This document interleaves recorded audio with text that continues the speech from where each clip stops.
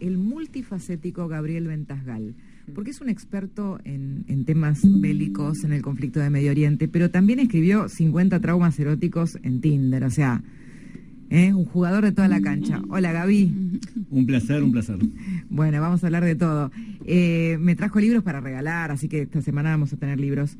Gabriel, si me permitís, voy a romper un poco la línea lógica de preguntas, porque en estas horas hay conflictos abiertos en el mundo que después de la elección que gana Trump, la gente se pregunta cómo van a evolucionar, ¿no? Que de hecho ya hay un efecto en este tiempo ventana entre el momento en que Trump ganó y el que va a asumir, que va a tomar decisiones ejecutivas. Y por ejemplo, hoy en las noticias está el misil hipersónico que probó Moscú. Y Vladimir Putin, que aparece en la tapa de la famosa revista Político como una sombra de perfil que mira a Europa. ¿Qué pensás que va a pasar en este contexto? En el año 79 los iraníes secuestraron la embajada de Estados Unidos en Teherán. Ronald Reagan durante la campaña dijo que él apenas asumía iba a poner orden en Irán. Y lo que ocurrió es que el día que asumió Ronald Reagan, milagrosamente los iraníes liberaron la embajada. O sea, ¿qué aprendemos de esto? Mirá. Cuando la amenaza es seria y el emisor de la amenaza es creíble, entonces los patitos se alinean.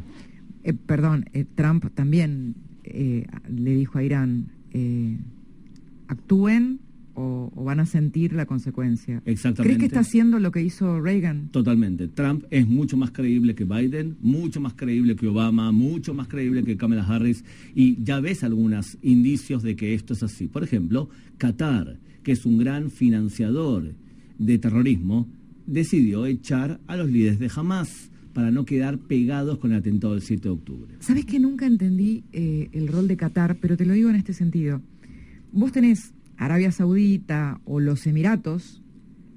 Acá, de hecho, hay un importante templo, la comunidad Mihai, que hace un par de semanas tuvo en el Shabbat al embajador de Emiratos.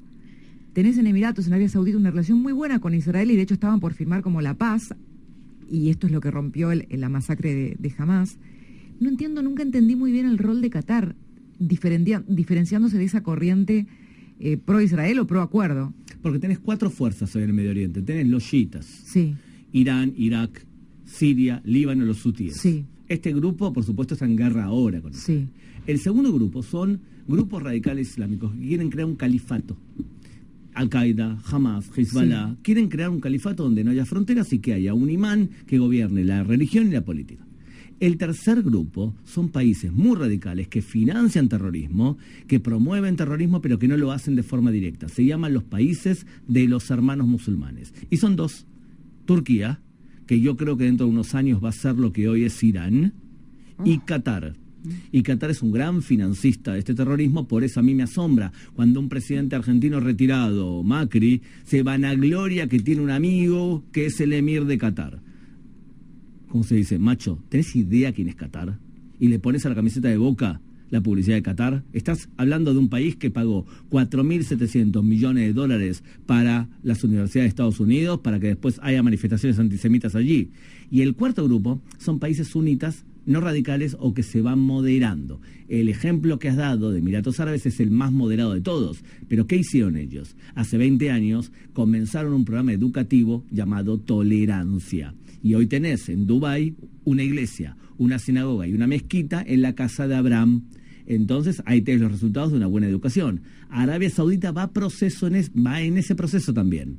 Han hecho varios movimientos, por ejemplo, han cambiado los libros de estudio y empiezan a adaptarse al mensaje de hay que hacer la paz con los judíos o incluso con los cristianos. Ese es el papel. Qatar tiene un papel negativo en todo esto y Arabia Saudita empieza a tener un papel positivo y Emiratos Árabes tiene un papel muy positivo. Bien, ahora tenemos que recorrer este tiempo hasta la asunción de Trump y parecen haberse apurado, acelerado o precipitado algunos acontecimientos, tanto en Medio Oriente como en el conflicto por la invasión de Rusia a Ucrania. ¿Qué predecís? No sé si el tema Ucrania lo tratás o no entrás ahí, pero ¿qué predecís en este periodo de ventana y luego? Creo que en este periodo de ventana, intuyo que Rusia va a acelerar su ataque a Ucrania, aprovechándose la debilidad de Biden. Por un lado, o sea, va a intentar ganar... Bueno, pero Biden acaba de autorizarle misiles de largo alcance Justamente, va a intentar... Zelensky. O sea, yo creo que entiende perfectamente que Trump no le va a permitir el margen de maniobra que le permite Biden, por más que Biden da la sensación de querer apoyar en forma más activa. O sea que en ese rubro creo que va a haber una aceleración. En el otro rubro de Medio Oriente va a haber, creo yo, una desaceleración. Porque la administración demócrata tiene un flanco de extrema izquierda dentro del partido que le exige a los gobernantes que no suplan de arsenal bélico a Israel. Israel prefiere no enemistarse con los demócratas para no recibir algo a cambio de lo que recibió cuando Obama se fue. Obama, antes de irse, dejó en la ONU una resolución llamada la resolución 2334 que dice que todos los territorios de Judea y Samaria o Cisjordania son territorios ocupados, que es una invención legal que él la promovió. O sea que antes de darle el poder a Trump, se vengó de Netanyahu porque Netanyahu no le apoyó en el pacto nuclear con Irán. Hablando de Netanyahu, en estas horas ha surgido una decisión muy fuerte de la Corte Penal Internacional ordenando la detención por crímenes de guerra, por crímenes de lesa humanidad de Netanyahu y del exministro de Defensa. Y de un tercero, que es el líder del brazo armado de Hamas, que ya está muerto. O sea, la Corte Penal Internacional emite una orden de captura contra alguien que todo el mundo sabe que está muerto. Fíjate lo ridículo, no solamente ubicar en un paralelismo un país democrático con un ejército que se controla y también que se juzga en las acciones que son ilegales frente a un grupo de terroristas que la ONU de forma sistemática apaña y promueve. La ONU es claramente un socio del terrorismo y lo ha sido durante años con la UNRWA que es de la ONU, ha financiado terrorismo, ha educado terrorismo. Ahora, con respecto a la decisión... cuando muere Sinwar tenía un pasaporte de un profesor de la UNRWA. La UNRWA, todo lo que podemos hablar sobre la UNRWA, sobre la ONU, es nefasto. Solamente pensar en esto, 45.000 millones de dólares. La UNRWA se dilapidó durante 70 años. Le podía haber comprado a cada palestino una casa, un auto y un jardincito, y en vez de eso pagó para que el palestino estudie que algún día volverá a la tierra de Israel para echar a los judíos. Perdón, ¿crees que puede... ¿Qué pasa con los rehenes? Porque primero te traigo acá a Argentina. Ayer el presidente Milei habló, casi hizo un espejo con la política de Cristina Kirchner. Dijo, antes se hacían memorándums con Irán, nosotros vamos a hacer unos con Israel contra el terrorismo. Y también, de alguna manera, se puso en la vereda opuesta de esta decisión de la Corte Penal Internacional, que sin embargo la Argentina es parte de los países que adhieren. Por esta orden, a ver, son 124 países que adhieren. Por esta orden, si Netanyahu va a uno de los países que adhieren a la orden de la Corte Penal, en esos países podrían detenerlo. En Argentina no. En Argentina no, porque Argentina no va a entrar. Y la pregunta es ¿por qué? ¿Por qué Argentina dice lo que dice? Porque otros países de Europa, Bulgaria dijo, yo quiero invitar a Netanyahu a propósito. ¿Por qué? Esencialmente porque es ilegal. Lo que acaba de hacer la Corte Penal Internacional es violar el propio estatuto. Y te voy a decir dos ejemplos. El primero, no tiene jurisdicción sobre el territorio. Israel no firmó y se inventaron que tiene jurisdicción haciéndolo una ingeniería legal. Y lo segundo, existe algo llamado el principio de complementariedad. Significa, un país democrático, si alguien hace algo mal, se juzga a sí mismo y interviene para controlar a sus soldados. ¿Qué hizo el fiscal general? Tenía que haber ido a escuchar lo que opinaba Israel sobre las acusaciones. Y como lo acusan a él de abusar de una empleada que tenía la Corte Penal Internacional y por delitos sexuales, anuló el viaje y no escuchó a Israel. En otras palabras, lo que hizo fue violar el principio de complementariedad. No escuchó al acusado. Son dos grandes violaciones de la ley internacional. Entonces, cuando vos tenés un cuerpo, que es un cuerpo netamente político, que no decide en base a la ley, sino en base a una decisión política, es probable que Israel, Argentina, Estados Unidos y países que no quieren que esto se transforme en un circo, lo rechacen. Si a vos te preguntan, Netanyahu o Israel cometió crímenes de lesa humanidad en el ingreso a Gaza, ¿qué contestás? Yo tengo un hijo de 18 años que está por enrolarse al ejército y tengo una hija de 20 años que está en el ejército. Si mis hijos fuesen enrolados a un ejército que va a dañar adrede a inocentes, yo enseguida los sacaría del ejército. No voy a permitir que mis hijos participen en un ejército de bárbaros. Nosotros no somos Hamas. No tenemos esa conducta. Le avisamos a los palestinos que se retiren de zona de combate, les lanzamos papeles, les enviamos mensajes, les damos incluso comida y lanzamos algo que se llama bomba en el techo. Y es una bomba que no explota, pero que le avisa a la persona que se tiene que ir en 7 minutos porque es un objetivo legal militar. Todo eso no lo hace ningún ejército del mundo. Claro. Los datos que, viste que hay una controversia con respecto a los datos que aporta bueno, Hamás o las autoridades de Gaza, porque ellos hablan de 40.000 personas muertas y en los medios de comunicación vos lees, hablan de según los datos que aportan. Viste que en las guerras la primera víctima a veces es la verdad. ¿Qué puedes decir de esos datos? Que hay periodistas que actúan como periodistas profesionales y hay borregos. Y un borrego es aquel que, sabiendo que jamás tiene como ideología mentir, porque en el radicalismo islámico se puede mentir, se llama taquía el término, mentirle a un judío o a un cristiano para favorecer al Islam es legal. Entonces, cuando viene alguien y te dice una cifra, como te dice, si vos decís, bueno, son los datos dados por Hamás, es una cosa. Ahí estás diciendo algo. Si sabés mucho sobre el conflicto, si ya realmente te interesa el tema, vas a decir, señores, acá hay algo llamado ratio. Ratio es la comparación entre civiles y muertos, y entre las guerras del mundo, el ratio suele ser 9 civiles por cada militar muerto. A veces 1.9, significa que muere el doble de civiles cada militar. En las guerras de Israel contra Hamás, muere 1-1, ratio de 1, es muy bajo para una guerra como la que propone Hamás. Entonces, ¿cuántos son los muertos ahora? Si sabés mucho del conflicto palestino-israelí. Bueno, ahora hay 19.000 soldados de Hamás muertos y el doble, o sea, 19 más palestinos que no son combatientes, ¿está bien? Eso es el ratio. Entonces, un periodista que sabe mucho te va a decir esto que te acabo de decir ahora y no la cifra de Hamás. Y lo que seguramente, eso que te dije, borrego, no va a hacer, es cuando termine la guerra y sepamos los nombres y apellidos de todos los muertos, no va a decir, señores, me equivoqué. Yo lo que hice fue difundir la información de un grupo terrorista y me hago responsable de haber sido un borrego.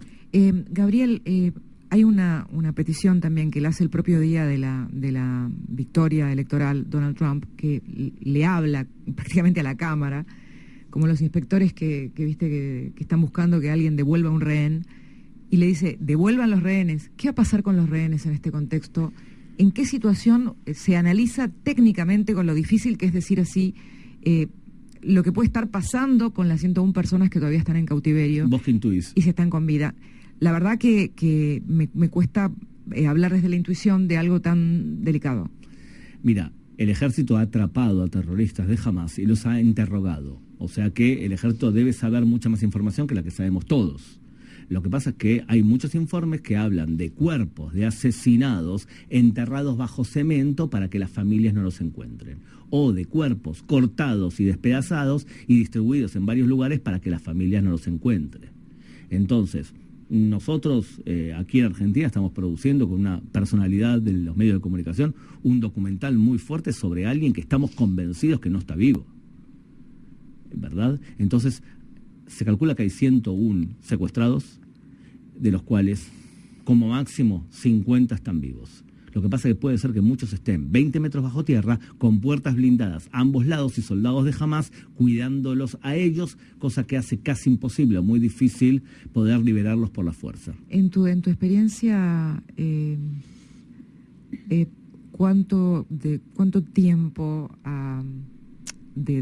¿cuánto tiempo de cautiverio ha habido en casos similares, aunque no hay otro exactamente igual a este, pero sí sabemos de personas que han estado años y los grupos terroristas las han pasado de mano en mano, las han vendido, porque también no hay día que uno no se pregunte cómo haces más de un año en poder de estos monstruos? Gilad Shalit estuvo 5 años y 4 meses en manos de Hamás. Fue secuestrado por Mohamed Sinwar, el que es ahora el líder de Hamás y el hermano de Yehia Sinwar.